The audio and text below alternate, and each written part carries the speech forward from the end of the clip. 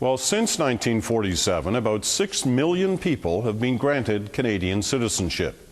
As we mentioned, tomorrow in this court, 13 families will join them.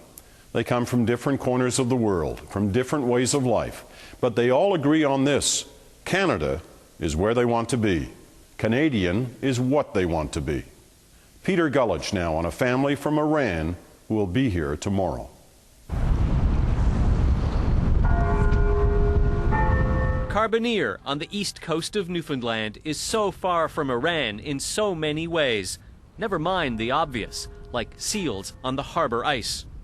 For Ali and Sapide, the important difference between Iran and Canada is on the inside. I think the major problem is there is not a freedom that you really feel in your heart. In Iran, they lived a double life, casual inside their home. Outside, they lived by the rules of a strict Islamic state. The hijab is mandatory, and with it, a fear. I really scared many times. Sometimes I sleeping at night and I didn't know what I should expect next morning, what's gonna happen. The choice, go on pretending or leave. What about our child? Because we weren't able to explain for her why we behave inside different from outside. Like while we're listening to the music inside, but we are not using the same music in our cars, or when we are going to camping or why we have parties at home differently that we don't have it outside. You know, it's difficult because it's very difficult to live in this condition. You don't want to raise your child in a two personality.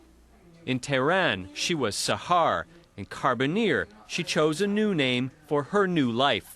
Sahar is Hillary, like the singer Hillary Duff. It's a brilliant name. Hillary misses family back in Iran, but not much else. I just didn't understand why I had to dress differently. I was just a kid. How was I supposed to know what I was supposed to do? Back in Tehran, Sapide was a doctor, Ali a chemist. They had money, a good life, and a dream to leave. They applied to come to Canada because they wanted the freedom to practice their religion on their own terms and to be able to voice an opinion.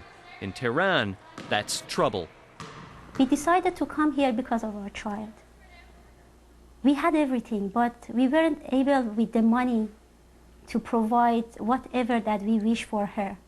Money wasn't enough. You want freedom, you want to have option, you want to have opportunity, and you want to say your opinion. I don't care about what I lost, you know. I just care about what I gain.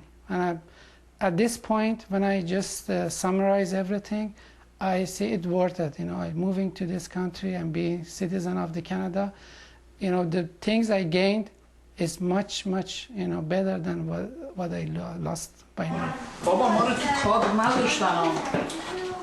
Sunday dinner, chicken kebabs, and a glimpse of good times back home.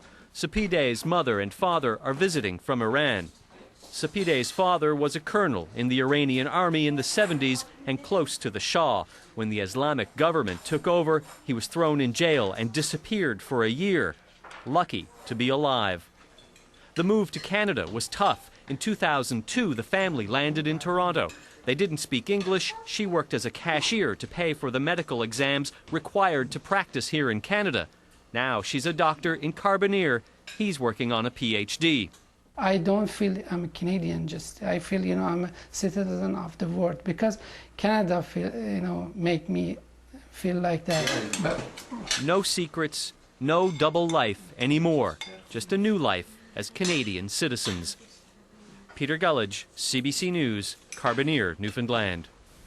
This next family came to Canada as refugees from Colombia. They left a life full of fear for the calm of Prince Edward Island. Sheila Taylor has their story.